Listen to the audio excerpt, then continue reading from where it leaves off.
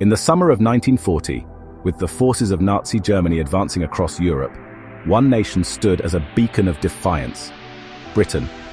But as the winds of war howled across the continent, Hitler's gaze turned westward. The invasion of Britain, codenamed Operation Sea Lion, was the next crucial phase of the Nazi war machine's conquest. What followed was one of the most ambitious and fateful military campaigns of World War II, a campaign that would ultimately fail, but change the course of history forever.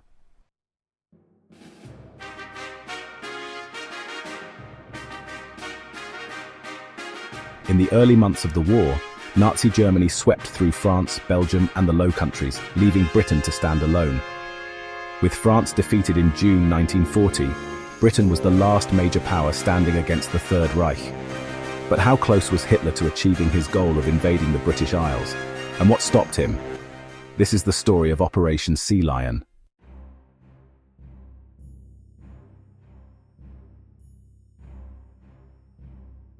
In the wake of the fall of France, Hitler believed that Britain was ripe for conquest.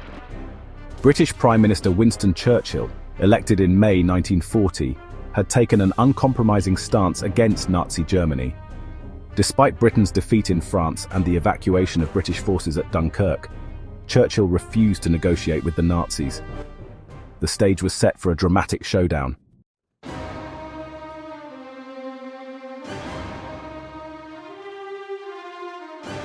On July 16, 1940, Hitler gave the order for Operation Sea Lion to commence. The operation was designed to be a two-phase assault. The first was the destruction of Britain's Air Force, the Royal Air Force or RAF, and the second was the amphibious invasion of the British Isles, the goal to neutralize Britain and force a surrender or to make it a Nazi satellite state.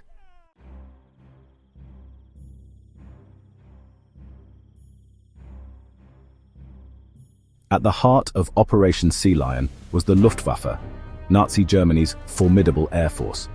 In order to make the invasion feasible, the Luftwaffe needed to gain air superiority over the English Channel and the skies of southern England. The Luftwaffe's primary target was the RAF, and the Luftwaffe's commander, Hermann Göring, was confident that they could quickly destroy Britain's air defenses.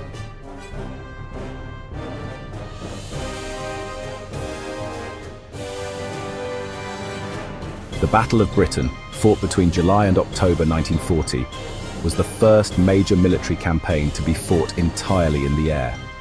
Germany's Luftwaffe launched wave after wave of attacks against Britain's radar stations, airfields, and key infrastructure, aiming to weaken the RAF's defensive capability.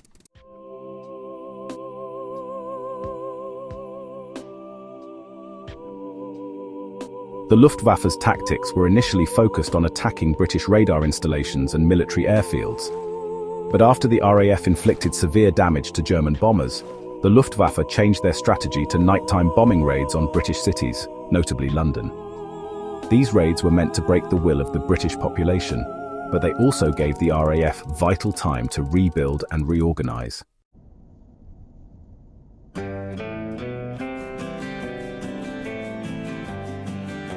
The failure to neutralize the RAF spelled disaster for Operation Sea Lion. Without control of the skies, an amphibious invasion of Britain would have been impossible. Yet, despite the setbacks, Hitler still held on to his vision of invading Britain, albeit with an increasingly grim realization of the difficulties ahead.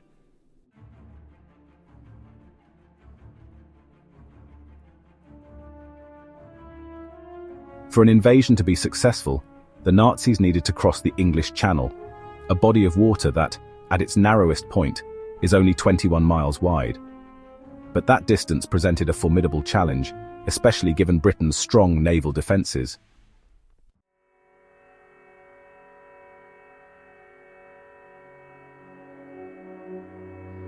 The Royal Navy was Britain's greatest asset, and Hitler knew that without neutralizing it, any invasion would fail. At the time, the Royal Navy was far superior to the Kriegsmarine, the German Navy.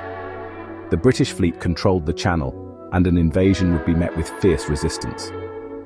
This made the idea of crossing the Channel without air superiority even more untenable.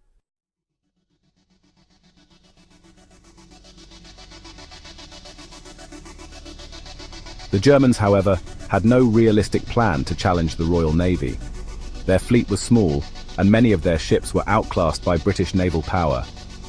Even with the Luftwaffe's support, a successful amphibious assault seemed unlikely, without the ability to neutralize British sea power.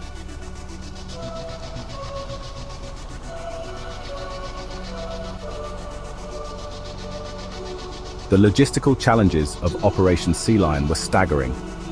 Germany lacked the necessary equipment and infrastructure to launch a large-scale invasion across the Channel. The Kriegsmarine had only limited amphibious landing craft, and the German army was not properly equipped for a prolonged occupation of Britain.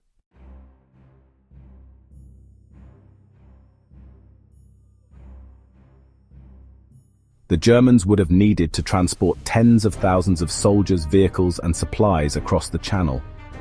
But this required an enormous amount of planning, which the Nazis had not yet perfected. The beaches of Britain were heavily defended, and the British military had already begun to fortify coastal positions. Every inch of the coastline had to be defended from air, land, and sea.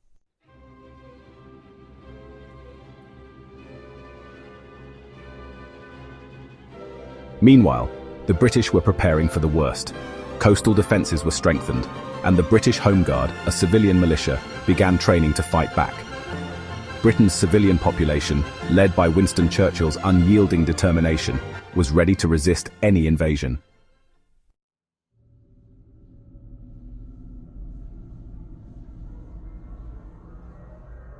By October 1940, the Luftwaffe had suffered heavy losses during the Battle of Britain, and Hitler's plans for Operation Sea Lion were increasingly impractical. The failure of the air campaign, coupled with the lack of naval superiority, made the invasion of Britain impossible. On September 17, 1940, Hitler indefinitely postponed Operation Sea Lion, and it would never be revived.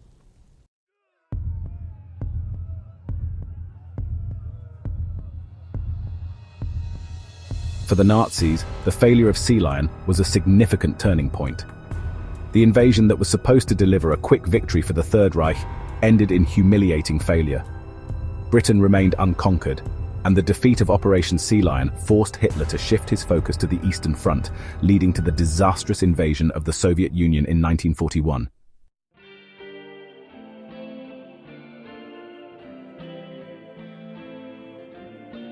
Operation Sea Lion remains one of the great what-ifs of history.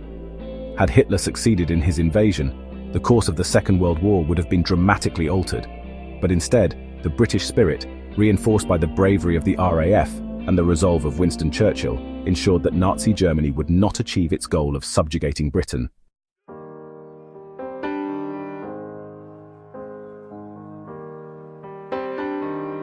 And so the failure of Operation Sea Lion marked the first real defeat for Nazi Germany in the Second World War. Britain would continue to fight on, and soon, with the support of the United States, the Allies would begin to turn the tide against Hitler's forces. The story of Operation Sea Lion is a testament to the resilience of nations and the indomitable will to survive against overwhelming odds.